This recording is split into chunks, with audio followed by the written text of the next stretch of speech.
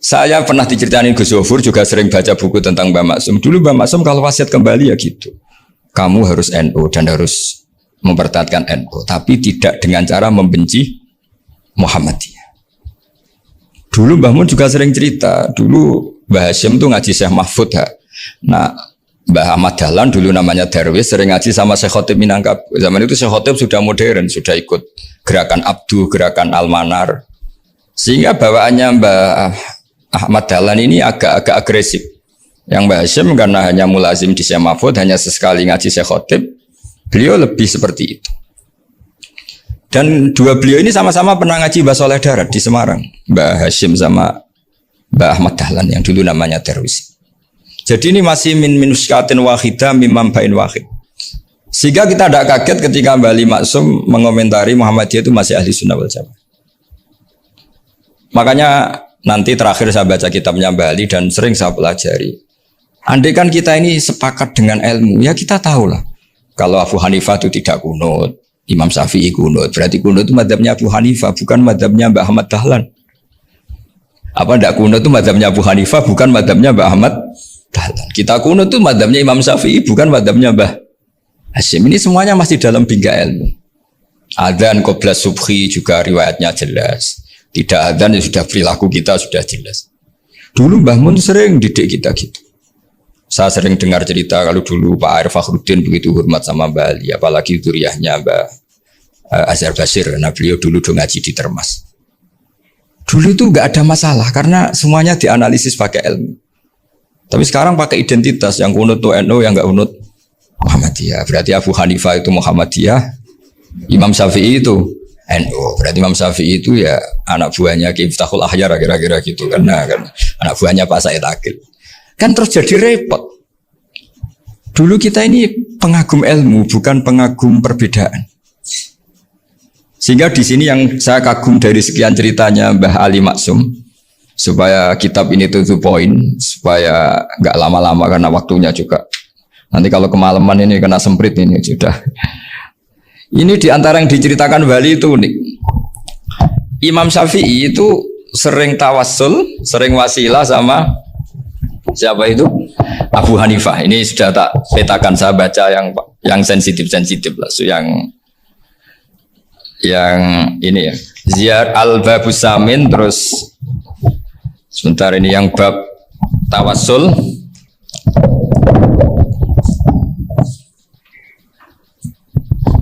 Ini di sini halaman 90, mungkin santri-santri kerap ya bisa ngecek lagi di kitab Hujjatul Ahli Sunnah. Ketika cerita tawassul, di antara yang diceritakan Mbah Ali Maksum adalah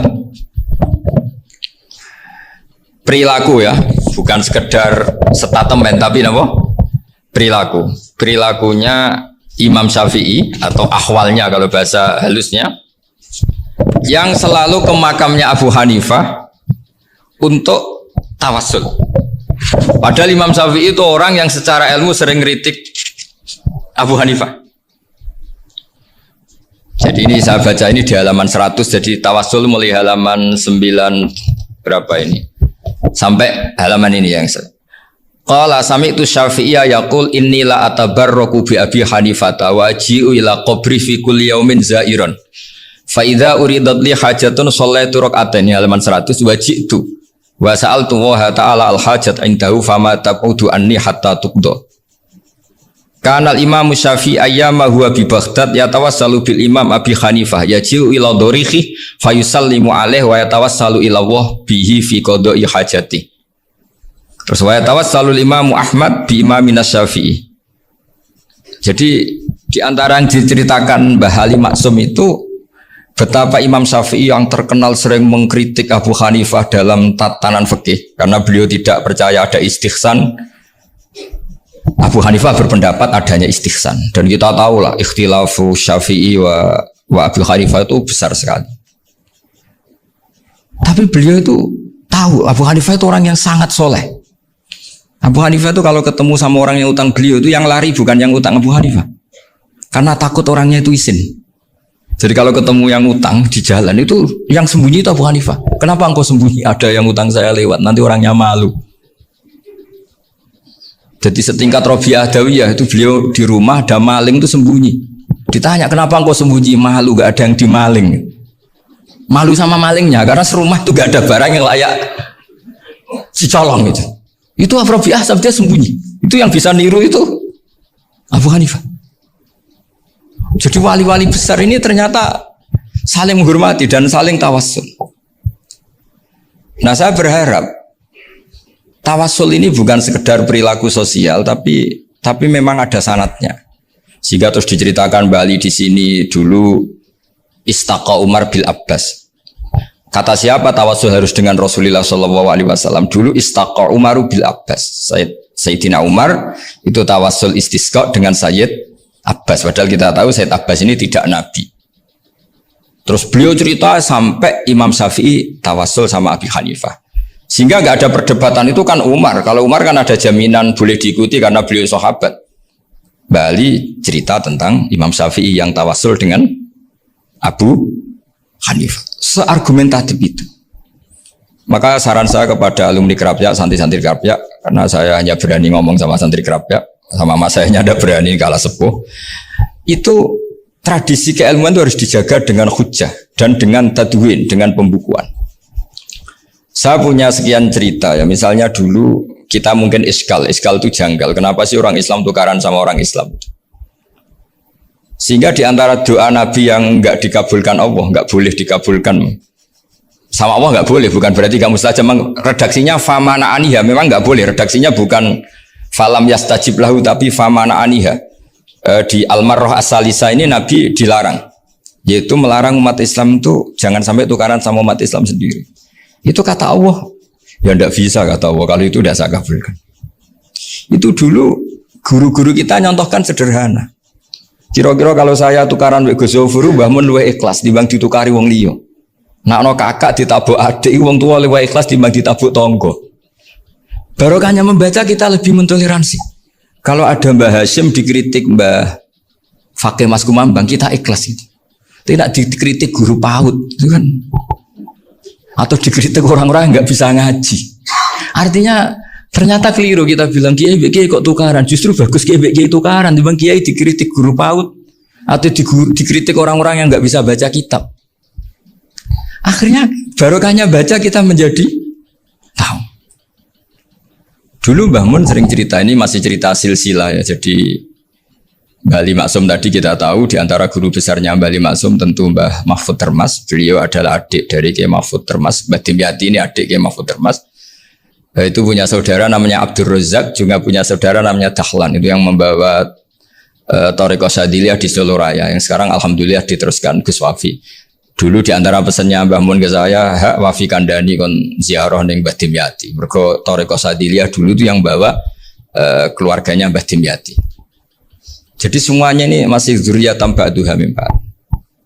Nah pesan saya karena tadi Mbah Munawir yang termasuk orang pertama yang bawa Quran, bawa qiraah Sabah. Kenapa saya bilang termasuk? Karena kalau bilang paling yang pertama ini nanti butuh data. Dan itu agak kerepotan lah. Tapi yang jelas mimman istahara lah. Mimman istahara yang membawa Sab'ah ke sini itu adalah Mbah Munawir. Terus beliau ngajarkan diantaranya ke Mbak Arwani pakai kitab Satibi, pakai kitab Nazmus Satibi. Terus Nazmus Satibi itu diteruskan oleh Mbak Arwani, ditulis. Yang nulis dulu Mbak Dola Salam. Bapak saya itu murid Mbak Dola. Dulu Mbak Dola sebelum ke Mbak Arwani ngaji sama Ki Said di Sampang. Bapak saya sebelum ngaji di Badola sudah hafal Quran lewat buyut saya sendiri namanya Ki Zubaidi. Yang Ki Zubaidi akhirnya jadi menantunya Mbak Ahmad Su'eb. Jadi buyut saya kandung ini namanya Sofia, itu asal keluarga Lasem, yang adiknya Sofia ini punya adik Badiah yang jadi ibunya Ki Sahal. Terus Ki Sahal punya Mbak Yu namanya Muzayanah, punya di Garwo Ki Mansur, punya anak Gus Qayyum. Jadi dulu ibu saya, ibunya Gus Sofur, ibunya Pak Maftu itu semuanya di Lasem. Karena saya dari keluarga Gen ya Lasem, dari keluarga sanad guru ya Lasem. Tapi Lasem Badawi itu dulu ngajinya di Mbah Umar Harun di Sarang. Nah, Mbah Umar Harun ini menangi Sayyid Ahmad Zaini Dahlan. Sayyid Zaini Ahmad Zaini Dahlan ini punya cucu keempat yang hidup di Sedan, terus makamnya di Lasem. Namanya Habib Haidar, itu yang nulis biografinya Mbah Maksum. Mbah Maksum bukan Bali, biografinya Mbah Maksum. Itu ditulis oleh Habib Haidar, namanya Haidar bin Hasan bin Sodaqoh bin Ahmad Zaini Tahlan. Nah, Habib Haidar ini menantunya Sayyid Hamzah Sato. Hamzah Sato itu Hamzah bin Abdullah bin Umar, itu kakaknya Sayyid Abi Bakar Sato, Sohibul I'anah. Nah, Sayyid Umar ini yang dulu ngajari mbahnya Mbah Mun namanya Ahmad bin Syuaib. Nah, di antara ajarannya adalah baca kitab-kitab kecil yang bisa dihafal. Dibawalah ke sarang jadi metode muhafadzah. Tapi kemudian lama-lama oleh pondok itu jadi syarat kenaikan kelas. Dulu nggak ada muhafadzah untuk kenaikan kelas ya, supaya orang alim itu harus hafal. Lama-lama dipakai syarat untuk muhafadzah. Jadi semua ini sanad harus kita ingat supaya kita bisa menjaga tradisi. Termasuk tradisi ini kiai seneng jagungan, terus ngomong ra penting. Itu juga sanad. Setahu saya Mbah Mun tuh kalau ketemu bapak ya guyon terus. Saya punya kenangan tuh yang dulu agak iskal tuh begini. Ada isu lah, entah isu entah hoax entah apa, ada kaji itu agak beling itu, pokoknya beling lah. Seneng siapa itu, rondo lah apa. Pokoknya beling gitu. Ketika Mbah Mun dilaporin tamu kalau kaji itu beling sama rondo itu, Mbah Mun tanyanya lucu. Lho ayu no cum. Wahyu banget Mbah. Wahyu. Itu bapak juga bakas ayu nih. Dulu saya sekali ini kiai kok bakas wong ayu, bakas budine barang lah kira-kira gitu. Tapi setelah saya tambah alim, tambah ngerti itu, kata bapak gini, ya abek bakas ayu hak timbang iya no malah kozaf. Ternyata seni. Sekali Mbah Mun atau bapak bilang waji kok zino kaji, maka larinya ke kozaf. Maka menghindari bahasa menuduh, ngomong yang nggak penting. Loh ayu no. Jadi kiai dulu tuh orang sok suci tapi menghindari hal-hal yang jadi punya seni untuk ngelola kehidupan. Orang bermalam-malam jagungan sama teman asik itu kan perlawanan terhadap nafsu kita, syahwat kita untuk mungkin nikmati dugem di bar atau di tempat-tempat maksiat. Itu setan di Indonesia tuh kakuati sama Ki Jawa. Orang supaya tidak tertarik maksiat itu Ki Jawa cukup ketemu kancane masak terong guyon, gejol-gejolokan zaman mondok, suwengi lulus sangka maksiat. Bar wis tutup. Perlawanannya sederhana, nggak pakai tahajud, nggak pakai wiridan, karena Ki Jawa juga kalau rapati potongan ahli ibadah gitu. Itu jagungan. Jadi setahu saya itu pernah lihat Bali itu sekali ketika beliau ngisi ceramah di Mbah Hamid Bedowi, sama masih kecil diajak bapak. Dulu kalau bapak ngelihat Bali sama Mbah Hamid itu mesti nangis, karena dua orang alim bertemu. Yang akhirnya ya bisanan itu Mbah Hamid punya anak Gus Nasih, di sini ada Mbah Nafisa, terus jadi Mbak Salih Hindun itu. Jadi dulu itu ya guyon terus ketika ketemu. Itu yang sering bodoni Mbah Hamid itu ya Ki Bisri. Ki Bisri itu kalau datang ke Ki Hamid Pasuruan, nak wali tenan aku teko ditata nomangan. Jadi ukurannya ya. Ternyata sampai sana di keimangan tenan. Masih belum mengakui kan nak wali tenan aku itu kiai rung di mobil, dongakno aku di mobil. Sudah kalah satu seri itu masih gak terima. Lalu itu Mbah Hamid akhirnya berdoa, ayo monggo, mungkin Ki Bisri gak ada mobil. Itu setelah didoain masih tanya, mereknya apa merek? Jadi itu Mbah Hamid jawab, ya paling Holden itu, paling Holden. Itu nyari mobil itu ya adalah dapatnya Holden. Suatu saat Mbah Bisri diundang Mbah Hamid gak dikasih pisau, karena utangnya sudah banyak Mbah Hamid, Mbah Bisri ini utang tadi, utang doa tadi. Itu ya gak dikasih besar ya gak mau kesang apa-apa kelambimu kayak aku. Didol sama mukhibbinya Mbah Hamid, itu harganya melebihi jatah bisaroh. Ketemu Mbah Hamid, Kang, susu Kang, mergo. Jadi dulu itu rileks, makanya ini yang diceritakan ke Zofur. Sebetulnya kalau kiai-kiai itu bersanad itu ya rileks, hidupnya itu rileks. Karena rileks ini perlawanan terhadap kemungkaran. Saya dulu musyawarah sering sama Gus Zofur usul fikih. Itu jelas di antara yang ditulis Lubil Usul itu. Ya kita tahu tadi misalnya sanad usul fikih, Mbah Ber itu sangat al-usuli Kiai Zubair Dahlan, abahnya Mbah Mun. Punya murid di antaranya Kiai Sahal. Kiai Sahal punya karangan Thariqatul Husul fi Syarhi Lubil Usul. Itu Thariqatul Husul itu beliau ngendikan dalam mukaddimah bahwa saya bisa mensara ini berdasar ngaji maknani sama Mbah Zubair.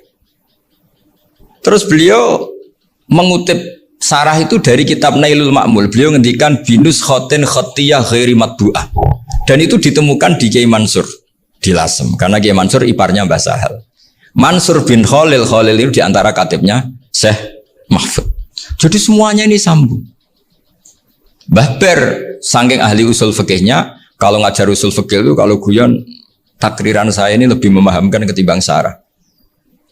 Ya sudah, terus Mbah Zubair Kiai Fakih, terus Syekh Mahfud.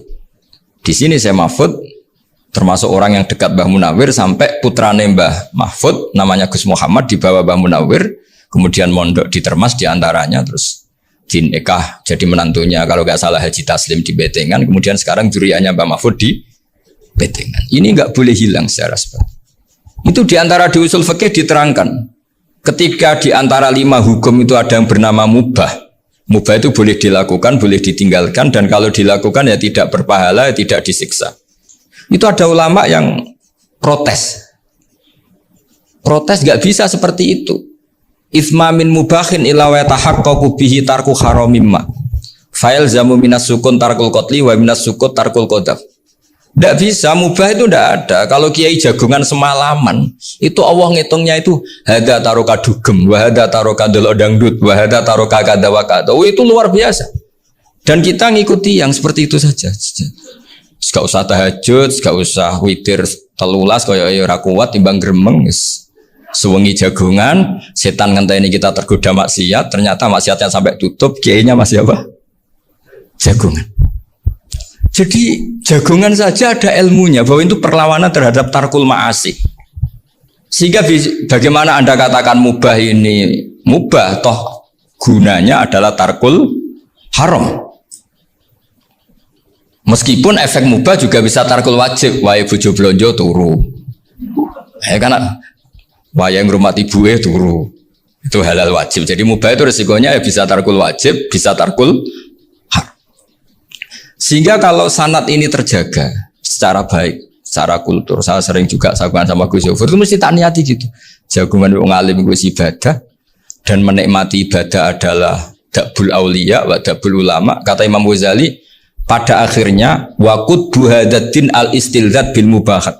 Kata Imam Ghazali, pada akhirnya qutbu hadatin, madaru hadatin, pokok dari agama ini adalah melawan kemaksiatan dengan kita menikmati al-istidzat bimbah. Kita menikmati sesuatu yang dibolehkan Allah Subhanahu wa taala. Dan seperti ini itu bisa qasmu dhuhri syaitan, bisa menghancurkan punggungnya setan. Karena kalau melawan setan dengan ibadah ini kadang kita capek selain isra potongan. Tapi nak kangkang neng komplek H gitu jagungan mbek kancane, ngenang melarate, mbok ngenang ora sekolah, ramunggah, kenangan sing ramunggah diarani istiqomah. Itu kan diarani tulus zaman, kok sing munggah dianggap kesusu. Saya ini punya pondok Quran, kalau ada yang hafal 3 tahun mesti digojolkan sana. Gak apik kesusu. Kesusu itu mesti tidak barokah karena tergesa-gesa apa? Hatam. Sehingga yang nggak hatam-hatam itu kayak partai mayoritas. Ini yang partai tulis zaman katanya. Ahli sobri katanya.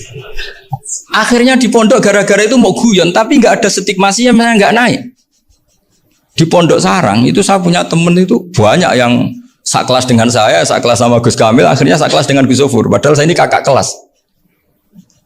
Saya temannya Gus Kamil, temannya Gus Sofur. Ini anak ini nggak pernah naik. Itu nggak dinyak, nggak dicibir di pondok. Karena guyonan tadi. Guyonan bahwa ini bagian dari bentuk apa? Istiqomah. Nanti yang goblok juga tenang. Karena kiainya cerita, kadang santri goblok ya baru kan di sini pondok akeh santri ya ora tau sinau ning omah dadi kiai gede.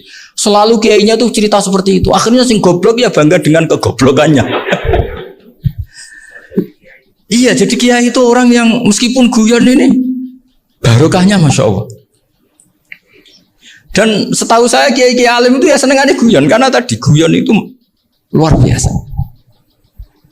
Bapak saya itu kalau pesan sama saya itu enak ngaji guyon nice. Wong ning omah mikir utang, mikir wedi bojo macam-macam kok ngaji mbok jak nangis pisan, nangis ping pindho gitu. Sudah jak guyon ae. Paling gak lali. Dan beliau punya dalil kul bi fadlillah bi rahmati fa bidzalika falyafrah. Jadi jangan sampai orang ini farah bil maksiat, jangan sampai orang itu. Dan ini yang saya kenang dari sekian cerita murid Bali. Bali maksum ya senangnya guyon. Gejul-gejulkan mbek santri guyon. Ini saya maklumatkan ke semua santri beliau bahwa ini bukan sekedar guyon, tapi al-istilzat bil mubahat. Ini adalah perlawanan terhadap setan karena banyak orang bisa senang tuh kalau nunggu maksiat. Ini bisa senang dengan sesuatu yang tidak maksiat. Itu kayak apa hebatnya? Makanya Nabi itu kalau ketemu sahabat ya sering ngendikan yang ringan-ringan. Ya Umar ma'afalan duher jom mana piye ije. Kalau ketemu anak kecil ya. Nanti ketemu yang tua-tua yang sudah nggak bisa mikir ya tetap riang. Sehingga ada cerita dalam sebuah tafsir. Ya saya ulang lagi, ada cerita di sebuah tafsir. Kenapa Nabi Musa ditanya Allah wa matilka biyaminika ya Musa. Ma'ana wa ta'ala a'lam. Tentu Allah sangat tahu yang dibawa Musa itu apa. Karena Allah tahu Nabi Musa itu grogi. Orang dipanggil Wali Maksum pasti grogi. Santri dipanggil Mbah Mun pasti grogi. Kenangan saya setiap dipanggil Mbah Mun ya mesti tanya. Yang ringan-ringan. Wis sarapan ya. Arung sarapan ya sarapan. Pas sarapan ya kan. Tanduk mangan sing enak. Orang santri ora tau mangan enak. Ya gak pernah ngomong yang penting. Ngendikan yang penting. Nah karena Nabi Musa ini grogi. Ini sebagian tafsir. Itu ditanya yang ringan, sahaja itu gawa apa? Karena pertanyaannya ringan, Nabi Musa juga ringan. Ya Nabi Musa itu sampai lali, itu pangeran, sing ya'lamu sirra wa akhfa. Diterang. Niki tongkat Gusti. Gunane kathah Gusti tongkat iki. Qala ya aso ya atawakkau 'alaiha wa ahusyu biha 'ala ghanami wa liya fiha ma'arif ukhra. Oh, tongkat Gusti ini penting mesti. Nggih nak. Nggih macam-macam lah Gusti. Atawakkau 'alaiha wa ahusyu biha 'ala ghanami kangge menghalokan wal. Masih terang terakhir dan yang lain-lain Gusti. Wal liya fiha ma'arif ukhra. Sehingga akhirnya rileks. Karena Nabi Musa terus ngerti. Ternyata ketemu pangeran itu gak seserem yang saya bayangkan gitu. Pertanyaannya ringan. Itu ada ilmunya. Tapi cerita ini yang versi tafsir ini tidak yang seperti di Manaqibul Ghazali. Di beberapa kitab tentang Manaqibul Ghazali diceritakan di alam roh Nabi Muhammad sallallahu alaihi wasallam itu yubahi bi ummati, saking yubahinya sampai ngendikan ulama ummati ke anbiya Bani Israel. Ulama umatku itu pinternya atau statusnya itu mirip-mirip lah. Kaf itu ya mirip-mirip kayak ulamanya nabinya Bani Israel. Akhirnya Nabi Musa itu tersinggung sekali. Bagaimana mungkin ulama disamakan dengan apa? Nabi. Sehebat-hebatnya ulama itu kan tidak akan yabluhu darajatan nubuwah atau yartaqi la darajatin nubuwah. Itu akhirnya ya kalau kamu nggak percaya panggil. Yang dipanggil Imam Ghazali. Ya Nabi Muhammad juga gak mau kalah gitu. Kalau manggil ulama RT ya kalah keok gitu. Akhirnya Imam Ghazali datang, ditanya sama Musa, "Mas muka, nama kamu siapa?" "Ana Muhammad bin Muhammad Al-Ghazali At-Tusi Asy-Syafi'i." Itu disebut panjang. Terus Nabi Musa guyu-guyu. "Kamu lama kok ngomong yang gak penting, ditanya namanya kok penjelasannya sepanjang itu, dianggap itu satu kesalahan. Masa tanyanya nama kok ditanya, jawabnya Muhammad bin Muhammad Al-Ghazali At-Tusi Asy-Syafi'i, kepanjangan itu." Ketika Nabi Musa agak mencibir, agak gimana itu, terus Imam Ghazali, kalau ini masalah, lebih masalah jenengan. Apa itu? Yang tanya jenengan tuh Allah ya'lamu sirra wa akhfa, dan Allah hanya tanya wa ma tilka biyaminika ya Musa. Harusnya jenengan jawab aso ya titik, bukan kepanjangan. Atawakkau 'alaiha wa usyubiha itu kepanjangan. Allah tanya yang di bawah kamu itu apa? Yang di tangan kamu. Harusnya jawabnya hanya aso ya. Tapi kenapa penjelasannya sepanjang itu? Sampai terakhir waliya fiha ma'aribu ukhra. Terus pinter tenan jadi gitu. Terus ada Nabi Musa terus bilang, ya pinter tenan aja gitu. Padahal kita tidak pernah GR seperti itu kan, kebetulan Imam Ghazali gitu. Kalau yang lain mungkin ya keok lah kira-kira gitu. Tapi ini cerita dalam khazanah keilmuan.